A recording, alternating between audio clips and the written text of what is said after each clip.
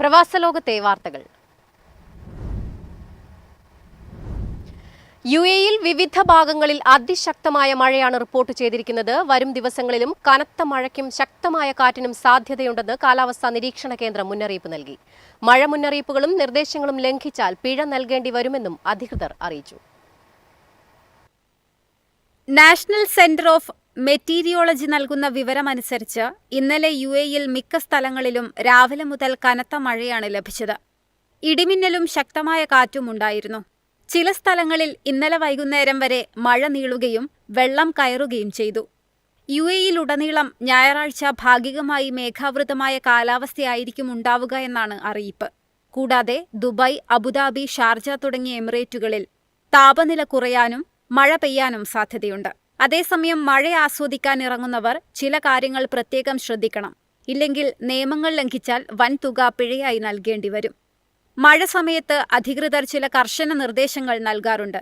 എന്നാൽ ആരും ഇത് പാലിക്കാറില്ല. ഇതോടെയാണ് ജനങ്ങളുടെ സുരക്ഷയെ മുൻനിർത്തി കനത്ത പിഴ ചുമത്താനുള്ള തീരുമാനത്തിൽ യുഎഇ മന്ത്രാലയം എത്തിയിരിക്കുന്നത്.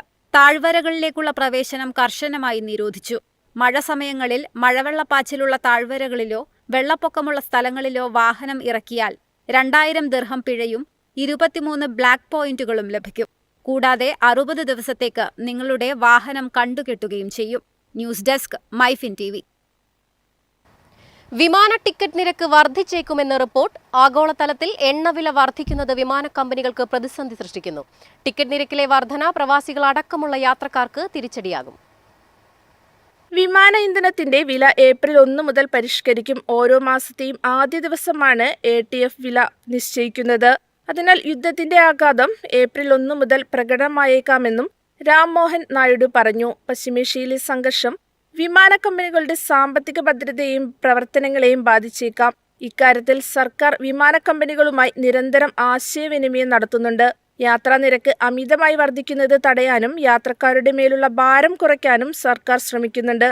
സിവിൽ ഏവിയേഷൻ, വിദേശകാര്യം, പെട്രോളിയം മന്ത്രാലയങ്ങൾ സംയുക്തമായാണ് ഈ വിഷയത്തിൽ ഇടപെടുന്നത്. പശ്ചിമേഷ്യൻ മേഖലയിലേക്കുള്ള വിമാന സർവീസുകളുടെ സുരക്ഷ ഉറപ്പാക്കുന്നതിനാണ് ഇന്ത്യ പ്രഥമ പരിഗണന നൽകുന്നതെന്നും കേന്ദ്രമന്ത്രി പറഞ്ഞു. വിമാന കമ്പനികളുടെ പ്രവർത്തന ചെലവിന്റെ 40% ഇന്ധനത്തിനായാണ് ചെലവാകുന്നത്. ആഗോളതലത്തിൽ ഇന്ധനവില ഉയർന്നതോടെ എയർ ഇന്ത്യ, ഇൻഡിഗോ തുടങ്ങിയ കമ്പനികൾ ആഭ്യന്തര, രാജ്യാന്തര റൂട്ടുകളിൽ ഇന്ധന സർചാർജ് ഏർപ്പെടുത്തി തുടങ്ങിയിട്ടുണ്ട്.